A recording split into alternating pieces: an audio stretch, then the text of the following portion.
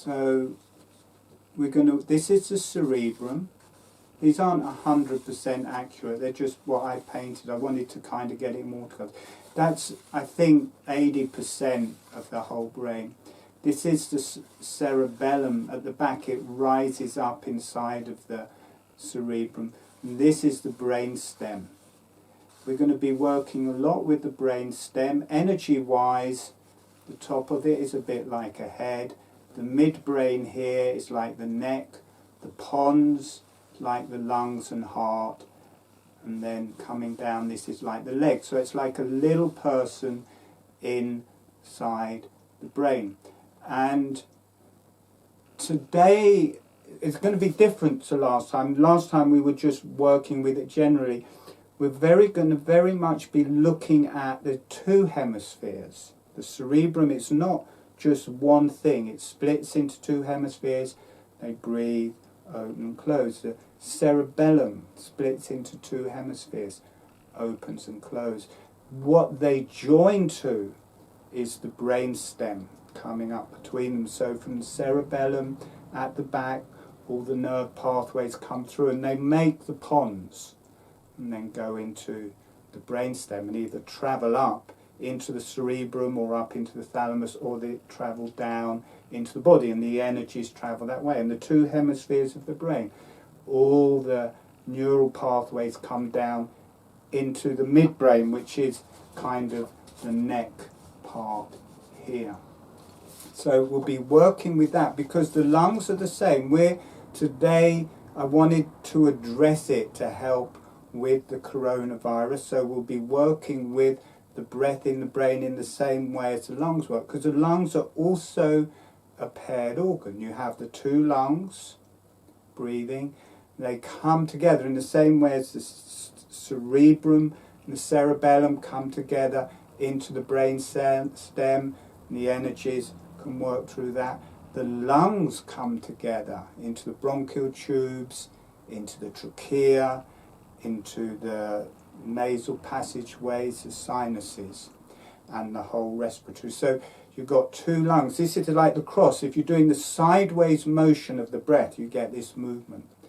And that is very grounding. As soon as you come onto the center line, as soon as that sideways energy comes on to the vertical center line, then you get the Kundalini being activated. So you can work with the lungs as one energy.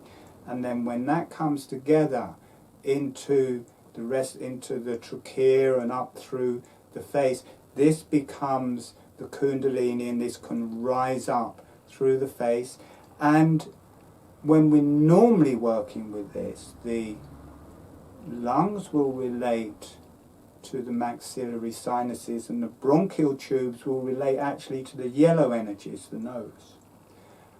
But on a higher level and relating to the brain, which we're working with, the energies of the lungs will release. They will go into this area, but they will also be mirrored in the eyes. The energy will release into the eyes, so the eyes become like the lungs, and the ethmoid becomes like the bronchial tubes or the trachea coming up the middle.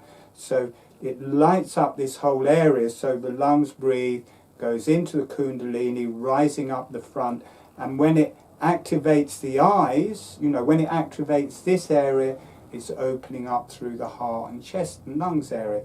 But when it rises into this area, then you're back in the brain circuit. The eyes get activated, activate the cerebrum and cerebellum again. So it makes a circuit.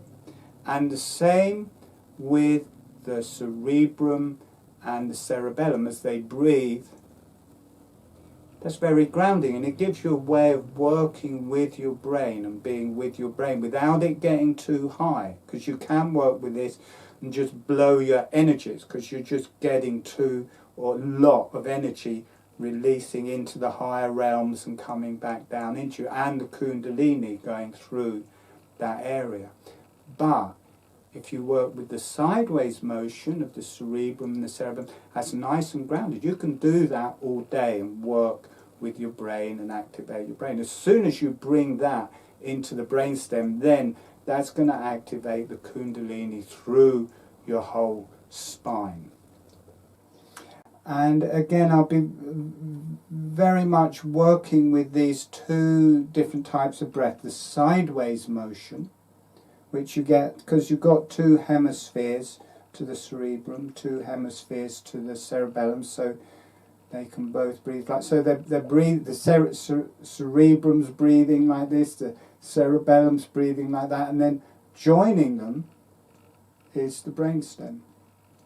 And the energies, you can come to the, it's not a wide divide through either, it's quite narrow. As you come into the centre line, then you do get this connection straight up to the higher self. So you can play with that. You can come to the sides of the cerebrum, the sides of the cerebellum. You feel, oh, it's really nice and grounded. And then as you come on to the more to the where they don't join, but the inside edge of both, and then you get this strong, brighter energy. So you get the grounded sideways, and then more and more you come onto the centre line. Then you get this Kundalini that runs.